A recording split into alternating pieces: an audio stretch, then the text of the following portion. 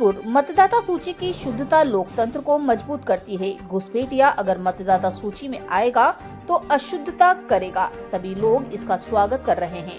बंगाल में भी SIR प्रारंभ हो गया है, इसीलिए अब हार की खींच को उतारने के लिए इसी प्रकार की अनगढ़ बातें कांग्रेस की पार्टी के लोग कर रहे हैं।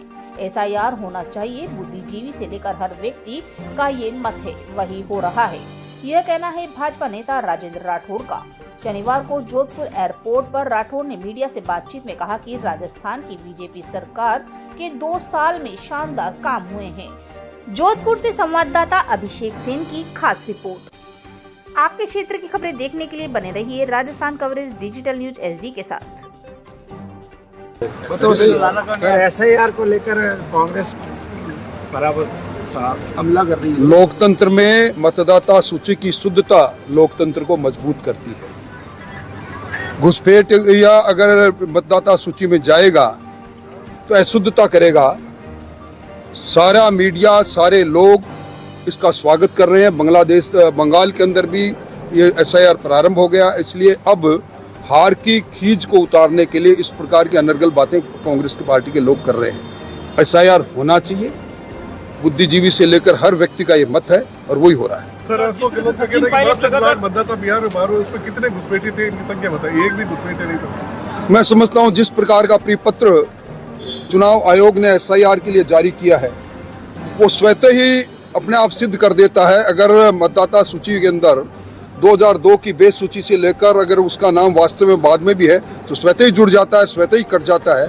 इसलिए 62 लाख हो चाहे 65 लाख हो, जिन लोगों के मतदाता सूची के अंदर 2-2 जगह नाम थे या जो मृत्यु होने के पश्चात भी नाम लिखे हुए थे, उनके नाम कटने से अगर पेट में दर्द होता तो होता रहे। कितने घुसपैठी थे सर? वो अपने आप सामने आ जाएंगे। घुसपैठियों का स्थान मतदाता सूची में जब नहीं रहेगा, संख्या अपने आप सामने आ जाएगी। सरकार के 2 साल पूरे हो रहे हैं, शानदार और जानदार कार्यकाल रहा।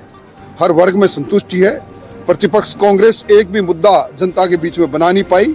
एक भी बड़ा प्रदर्शन कांग्रेस पार्टी सरकार के विरुद्ध कर नहीं पाई, जो सिद्ध कर रहे हैं जनता संतुष्ट। सर, गहलोत साहब लगातार आरोप लगा रहे हैं कि 2 साल हो चुके हैं, किसी तरह का कोई कार्य नहीं करी सरकार। गहलोत साहब को खुद की सरकार के अस्तित्व के बारे में जब चिंता थी, जब सरकार कांग्रेस की थी, अब सरकार स्थायी है।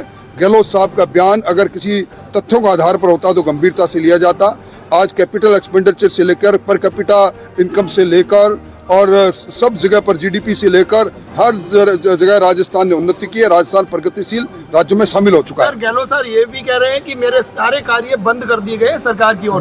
बिना बजटीय प्रावधान के जिन कार्यों को उन्होंने किया, जिनमें किसी प्रकार का आर्थिक प्रबंधन किया, वो काम स्वतः ही बंद हुए। लोक जन कल्याणकारी के एक भी काम अगर बंद किया तो उन काम के बारे में काम की सूची जारी करनी चाहिए। धन्यवाद सर।